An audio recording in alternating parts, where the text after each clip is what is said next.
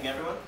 This has been a very, very enjoyable session, and a little bit overtime. I won't keep you too long. Just want to give you some simple points on improving your speeches. And my title is Helping Your Audience to Listen. Helping your audience to listen. We've seen good examples of this tonight, but we've seen some areas tonight where there could be improvement. So I'll try to keep it short. I believe I have to speak another 10 minutes, and I have more than enough time there. The first point would be to rely on shorter, simpler sentences. I don't think that's necessarily a problem here, but that's one thing to be aware that you do. Keep your sentences short and keep them simple. Point A, don't get too complicated. Don't go on and on and on. And that really has not been a problem here. Point B, don't have a lot of clauses where people can get lost. There's been a little of that in the past. I'm not going to call any names, but there's been a little bit of that where we wander around. But generally, we tend to avoid that problem.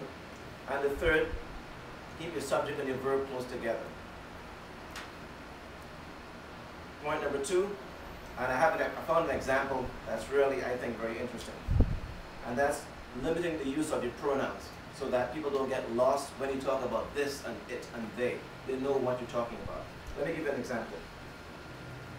The US government has failed to protect us from the scourge of so-called reality television, which exploits sex, violence, and petty conflicts and calls it human nature.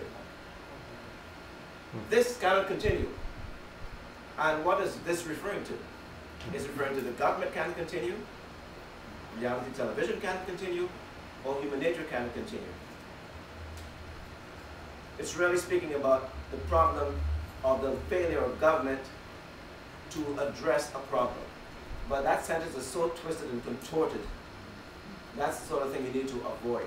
So if you keep your sentences clear, direct, and simple, without wandering all over the place, people can follow you. That's the gist of what that's saying. Point number 3, and this is something our speeches generally have, but this is just a reminder. As Mr. Takashi used to say, emphasis, repetition is the best form of emphasis. Use logic or factual material as part of your speeches at every time.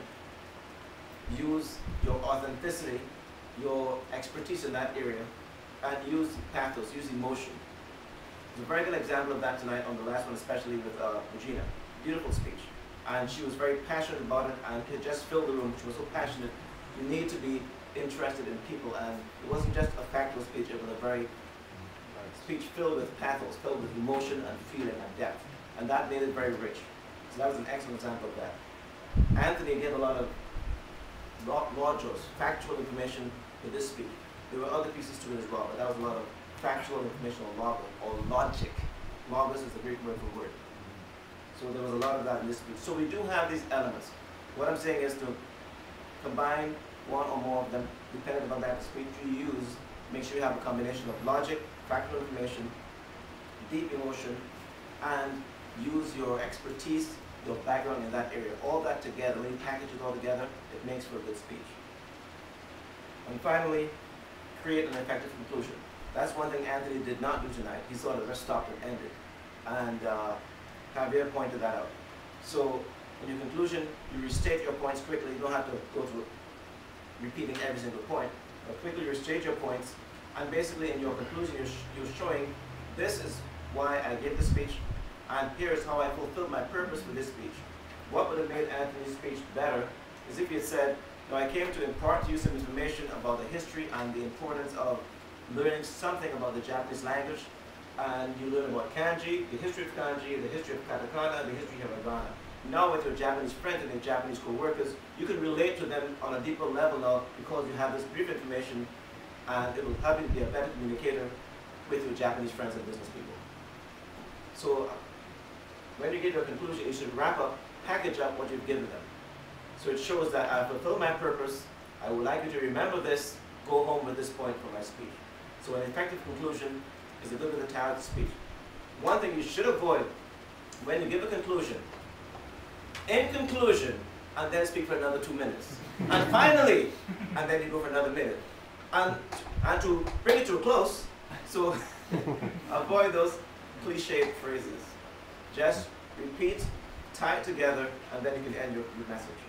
What also makes for a very effective conclusion is the call to action. Now, reach out to people and be interested in them. Don't just take this information and stuff it in your head. Let it motivate your actions, let it touch your heart, and be compassionate and reach out to others this week. And that's what Virginia was doing. A call to action should be part of the conclusion. And speech should not be informational, it should be activational. It should move us to action. Not only a stir to action should move us to action, every speech should have something in it that moves us to some sort of action. In other words, we want speeches that are really useful and not just filled with head knowledge. So if we continue to apply these things, our club will continue to go upward and upward. It's amazing to see the growth, but we can always go higher. So thank you very much.